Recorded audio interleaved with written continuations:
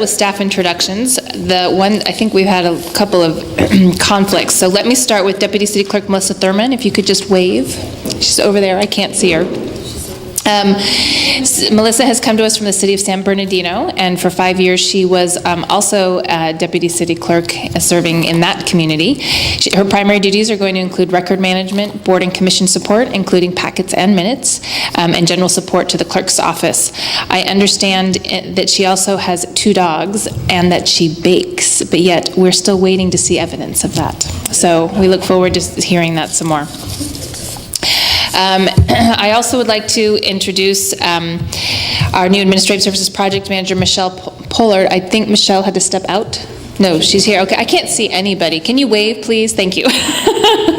Would have started with Michelle if I'd known she was able to still be here. So Michelle comes to us from Monterey County. So both of these 2 folks have moved here for this position in Half Moon Bay, which is very all the great new talent that we're bringing to the community. Michelle has a BA in her undergraduate degrees in criminal justice, and she also has an MPA, a Master's in Public Administration. She'll be working on a variety of different things from Measure J to emergency preparedness and economic development and many special city manager projects. And lastly, I do know that Lieutenant John Muncie had to step out. Has he been able to come back in? No. So I saw him get paged out, and I thought, uh-oh. So Lieutenant Muncie, you actually previously met at another council meeting with just a quick introduction, but I did want to let you know that he has formally transitioned and his duties have formally begun in Half Moon Bay. He attended local schools, including Hatch Elementary and Cunha Middle School, and he has been with the Sheriff's Office actually for 20 years now. Most recently, he was commander of the San Mateo County Narcotics Task Force, which works with all of the chiefs in the county. So he is well positioned and ready to serve in Half Moon Bay. He too is bringing not only a bachelor's degree, which in this case is in psychology, but also a master's in public administration. So welcome to all 3 folks, and we look forward to working with you.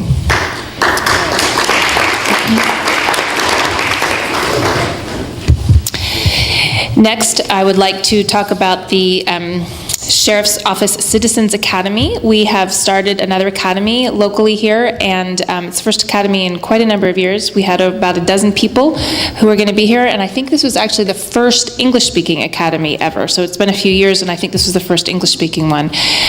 There's another one that's going to be starting at Hatch on January 22nd, so if folks are interested, please sign up for that. These are multi-week programs that give you a better insight and introduction into some of the services the Sheriff's Office provides and how you can help yourself and your community. So, Laura, just briefly, it's not just for students, it is for adults to attend? Yes, these are actually targeted for adults. The next item is about our general plan update. So the City of Half Moon Bay is creating a new local coastal program and is updating our general plan. So these are going to be the guiding land use documents for the city going forward, and we really need community involvement. There are 3 ways that you can help. First of all, the council has already created and has recently appointed the General Plan Advisory Committee, commonly referred to as GPAC. We also are hoping that people come to attend these meetings. Their first meeting is scheduled for Thursday, January the 30th at 7 o'clock, and I believe that's going to be it's going to be right here in this room. And next, the main reason for this item tonight is to talk about the launch of the new website. So the website is Plan HMB, so it's PLAMHMB, it stands for Half Moon Bay, obviously, and that is .org. And if you go to the website, if you have questions like, can anyone build in that field behind me? Or what might happen to the downtown in the future, what might be allowed to be built there, you can go there and get your questions answered at that website. Also, if you hate the idea of building a 12-story indoor ski ramp, by the way, we're not proposing a 12-story indoor ski ramp, but if that were proposed and you didn't like that idea and you wanted to comment on it, you can also go to this website and give your feedback. If you want to stay updated and know when the meetings are happening so you can come and voice your questions and concerns and comments in person, you can sign up to be on the project email list and receive all the announcements. So again, I hope everyone does start using it. It's a very interactive site, and again, that's planhmb.org.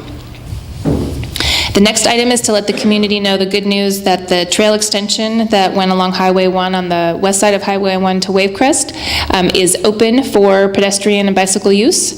There's still a little tiny bit of work that's going to continue, but the trail is open for use. So that was really good news. And then lastly, I just wanted to repeat the information that we tried to send out earlier, that we have received another grant. And this grant is for that work that we're doing in our local coastal program. The grant was for $75,000 from the California Coastal Commission. It is the second of 2 grants that we've received. The first one was